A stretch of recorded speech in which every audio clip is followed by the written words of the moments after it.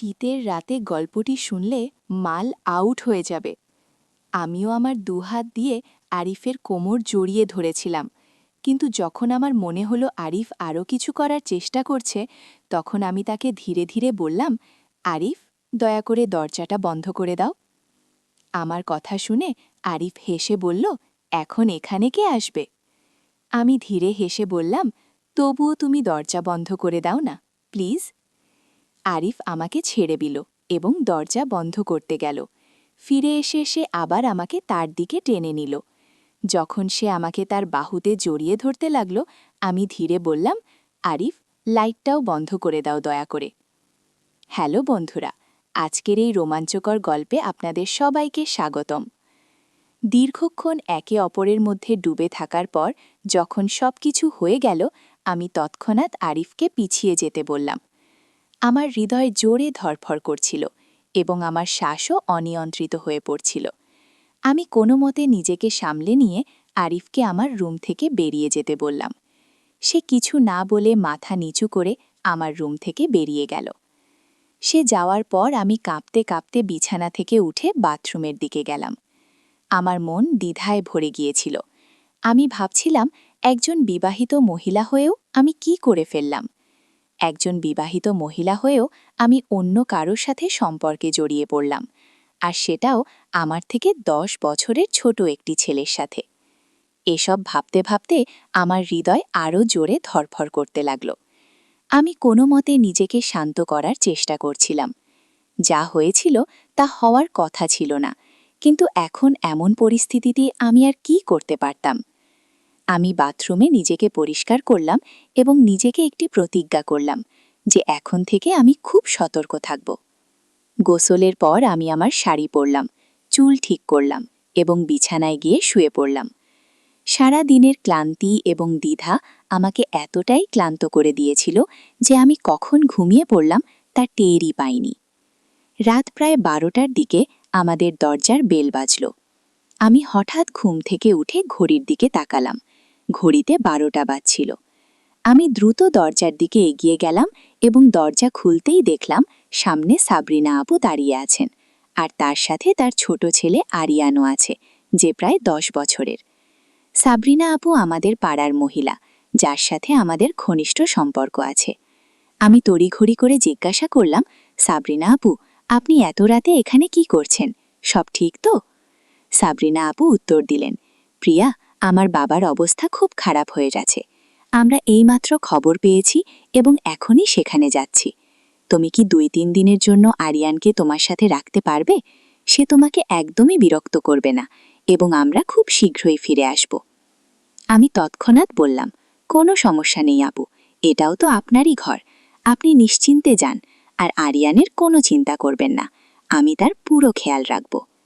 সাবরিনা আপু আরিয়ানকে আমার কাছে রেখে তাড়াহুড়ো করে চলে গেলেন। আমি দরজা বন্ধ করে আরিয়ানকে নিয়ে ভিতরে চলে এলাম।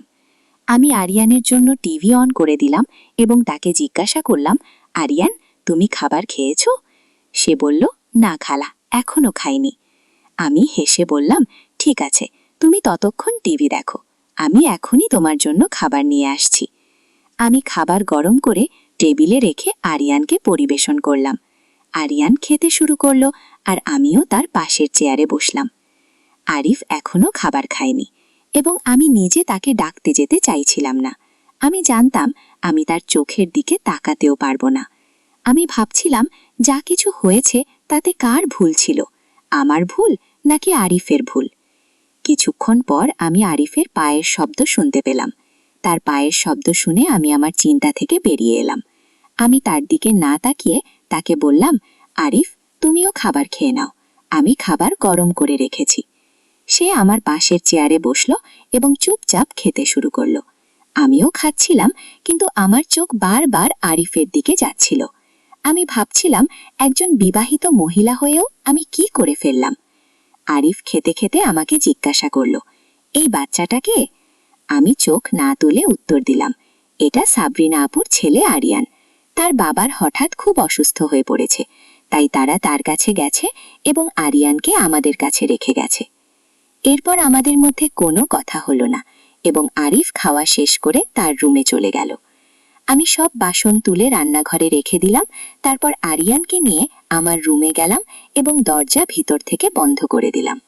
আমি আরিয়ানকে আমার সাথেই শুইয়ে দিলাম, কারণ সে তো একটা ছোট বাচ্চা। যদি আমি তাকে আলাদা শুইয়ে দিই তাহলে হয়তো রাতে তার ভয় লাগতে পারে। আরিয়ান আমার বিছানায় শুয়েছিল এবং কিছুক্ষণের মধ্যেই ঘুমিয়ে গেল। কিন্তু আমি জেগেছিলাম। সন্ধ্যার কিছুক্ষণের ঘুমের কারণে এখন আমার ঘুম আসছিল না। আজকের দিনটি আমার জীবনে একটি নতুন মোড় এনেছিল। আমার হৃদয় ও মনের মধ্যে লড়াই চলছিল। হৃদয় বলছিল যে আজ যা ঘটেছে তা সঠিক হয়েছে, অন্যদিকে মন এটাকে ভুল প্রমাণ করতে চাইছিল। আমার হৃদয় এও বলছিল যে একজন বিবাহিত মহিলা হয়েও আমি একটি অসম্পূর্ণ জীবনযাপন করছি, আর যদি ভাগ্য আমার জন্য কোনো পথ খুলে দেয় তাহলে এতে কি অন্যায় আছে। আমি এই চিন্তায় ডুবেছিলাম যখন হঠাৎ আমার ঘরের দরজায় কড়া নাড়া শুনলাম। বাড়িতে আমার ও আরিয়ান ছাড়া শুধু আরিফই ছিল, তাই এর মানে দরজায় কড়া নাড়া দেয়া ব্যক্তি আরিফই হতে পারে। আমার হৃদয় আবার দ্রুত স্পন্দিত হতে শুরু করল। আমি নিঃশব্দে শুয়ে থাকার চেষ্টা করলাম, কিন্তু আবার কড়া নাড়া শুনলাম। আমি ভাবছিলাম যে কখনো আরিয়ান জেগে না যায়, আর এই ভেবে আমি ধীরে ধীরে উঠে দরজা খুলে দিলাম। সামনে আরিফকে দেখে আমি একটু চমকে দিলাম এবং তাকে জিজ্ঞাসা করলাম, এখন কি, তুমি এখানে কেন এসেছো? আরিফ মৃদু কণ্ঠে আমাকে জিজ্ঞাসা করল, আমি কি ভিতরে আসতে পারি? আমি বললাম, না, একেবারেই না, তুমি যাও এখান থেকে। এত বলেই আমি দরজা বন্ধ করে দিলাম। আমার শ্বাস দ্রুত ছিল এবং আমার মনে অনেক প্রশ্ন উকি দিচ্ছিল। আমি ভাবতে শুরু করলাম, সে ভিতরে আসতে চায় কেন? সে কি আবার আমার সাথে কিছু ভুল করতে চায়? না, তা হতে পারে না।